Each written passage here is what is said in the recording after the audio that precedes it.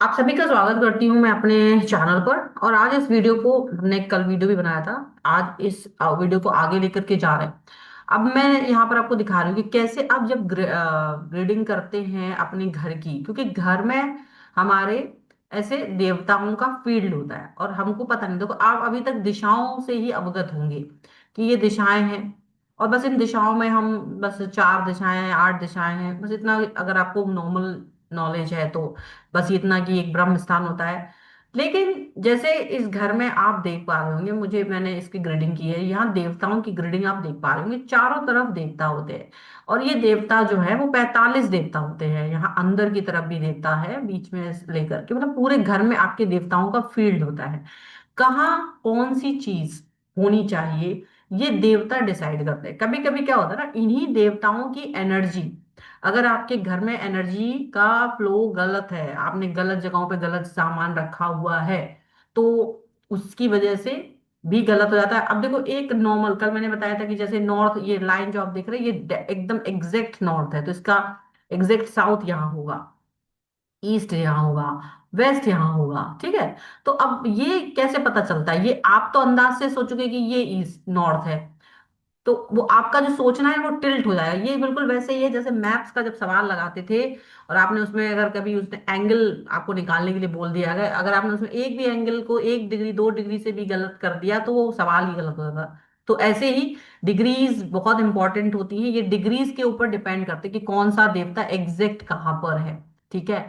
अब मान लीजिए आपके घर में एक ऐसा जैसे बच्चे घर में, मैं अब आज इस पर हम छोटे बच्चों की बात कर लेते हैं। घर में हमारे ये होता है, बच्चे हैं, छोटे बच्चे होते हैं, वो क्या होते हैं, पढ़ नहीं रहे होते हैं, उनका मन पढ़ने में नहीं लगा होता है। तो हो सकता है कभी कभी आप उनका जो बैठने का स्थान होता है पढ़ाई करने के लिए, जो उनके लिए स्पेस दी हुई है या बुक्स रखी हैं, वो कुछ ऐसी जगह रखी होती है जहां उनको नहीं होना चाहिए, जहां उनका मन नहीं लगेगा। मे बी हो सकता है आपने उनको ऐसा मान लीजिए असुर पर है या सोष पर है, पाप अक्षमा पर है, तो ऐसी जगहों पे अगर उनका रूम बना हुआ है, अगर वो इन इन इन जगहों पर बैठे हुए हैं, तो डेफिनेटली उनका मन नहीं लगने वाला है पढ़ने में। उनका मन, दिमाग नहीं लगेगा, ज्यादा सोच रहे हैं, ज्यादा थॉट प्रोसेस जा रहे हैं, उल्टा सोच रहे हैं, निगेटिव सोच रहे हैं, या कुछ ऐसा सोच रहे हैं जिससे कि वो एडिक्शन में चले गए हैं। ऐसा आपके घर में एडिक्शन में चले गए, मे बी आपके घर की बेटियां हैं, तो बेटियों का घर का जो कमरे का उनका स्थान है वो किस जगह बना दिया है, वो उस पर भी डिपेंड करता है। उसकी वजह से भी कभी कभी तो बेटों का रूम अलग होता है, बेटियों का अलग होता है। स्टूडेंट को कहाँ बैठ के पढ़ना चाहिए वो एक अलग जगह जोन होता है। देखिए, जरूरी नहीं कि बहुत बड़ा घर है छोटा घर है, उससे कोई मतलब नहीं है, वो जोन छोटे बड़े के हिसाब से बढ़ जाते हैं और आप उसका यूज कर सकते हो। ठीक है। तो बेटा बेटी प्लस आपके पढ़ने, बच्चों को पढ़ने का स्थान कहाँ हो, ये बहुत जरूरी है। पढ़ने के लिए सबसे बेस्ट होते हैं वेस्ट के जो पुष्पदंत होते हैं, सुग्रीव। लेकिन एग्जैक्ट अब आपके घर में कहाँ है, एग्जैक्ट कहाँ पर है, वो आप नहीं जान पाओगे जब तक कि उसकी ग्रिडिंग अच्छे से नहीं करवाई जाती है, तब तक। दूसरी चीज है, आप अपने मतलब मान लीजिए कोई न्यूली वाइट कपल्ड है जो कि ऐसे हैं कि भाई जिनको अपने घर में अभी बच्चे करना है, जो चाहते हैं कि अभी अब मुझे बच्चा करना है, तो अब बच्चे करने के लिए उनको चाहिए क्या है, उनको रूम प्रोवाइड कराया गया है अब, या उनका सब कुछ टेस्ट सारे सही आ रहे हैं, तो कहाँ उन्होंने रूम बना दिया है। हो सकता है उनका रूम आपने नॉर्थ ईस्ट में बनाया हो, कहीं नॉर्थ ईस्ट में होने की वजह से भी उनके बीच में प्यार नहीं आ पा रहा है, उनका कनेक्शन नहीं आ पा रहा है। ठीक है, वो गड़बड़ हो सकता है।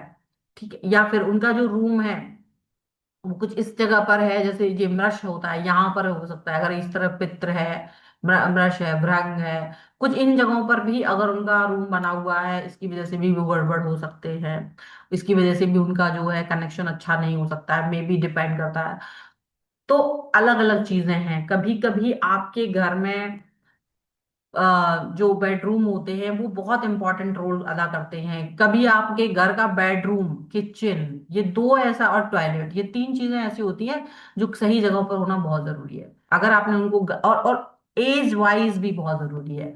एज वाइज भी बहुत जरूरी होता है कि आपका घर का किसका एज क्या है, किसको कौन सी जगह का इस्तेमाल करना चाहिए, ये बहुत जरूरी है। मान लीजिए आपके घर के बुजुर्ग लोग इस स्थान पर सो रहे हैं, तो ये जो एनर्जी है वो उनको बेचैन करेगी, जो एनर्जी है तो उनको बहुत बेचैन करेगी। मान लो वेस्ट साउथ वेस्ट में कहीं उनका रूम है तो उनको बेचैन करेगी। अगर मान लीजिए साउथ साउथ ईस्ट में उनका बेडरूम है, वहां पर भी उनको बहुत बेचैनी हो सकती है, परेशान हो सकते हैं, तो उनको कहाँ होना चाहिए, उनको नॉर्थ ईस्ट के किसी या नॉर्थ ईस्ट पर बेडरूम होना चाहिए, जहां उनको सात्विकता, शांति और उनकी पॉजिटिविटी को बढ़ाने के लिए वो जगह बहुत अच्छी है। तो ये जगह उनके लिए सबसे अच्छी हो सकती है। ठीक है।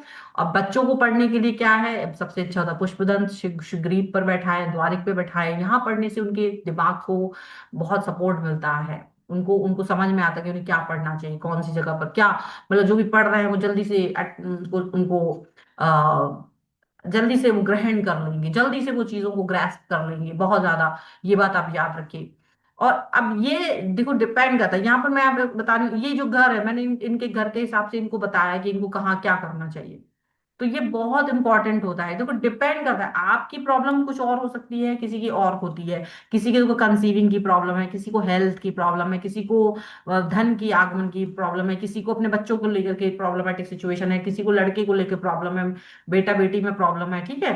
तो अलग अलग लोगों को अलग अलग तरीके की प्रॉब्लम्स हो सकती हैं, जिसकी वजह से भी दिक्कत आती है। अब इन इन सभी जगहों पर आपको ये देखना पड़ता है कि मैंने अपने घर में किसको कहाँ जगह दी है, कौन सा डिस्ट्रीब्यूशन वो अलग होता है। अगर ये वास्तु में अगर हम जाए ना तो बहुत वास्ट है, लेकिन वास्ट उसके लिए है जिस जो नॉलेज रख रहा है।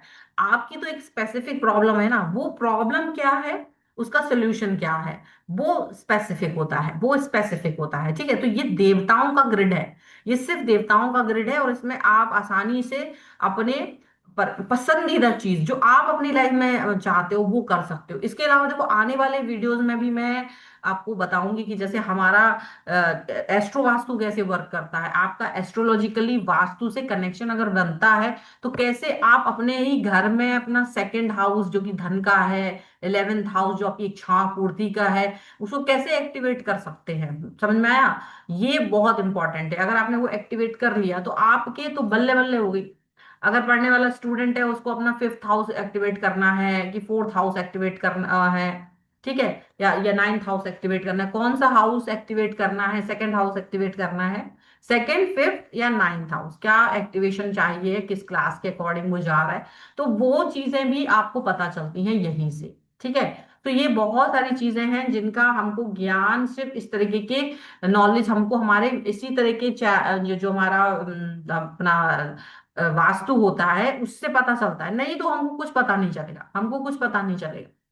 तो दिस इज द थिंग, अगर आप भी अपने घर का वास्तु करवाना चाहते हैं तो आप मुझसे व्हाट्सएप पर कनेक्ट हो सकते हैं, व्हाट्सएप नंबर आपकी स्क्रीन पर या फिर डिस्क्रिप्शन बॉक्स में आपको मिल जाएगा।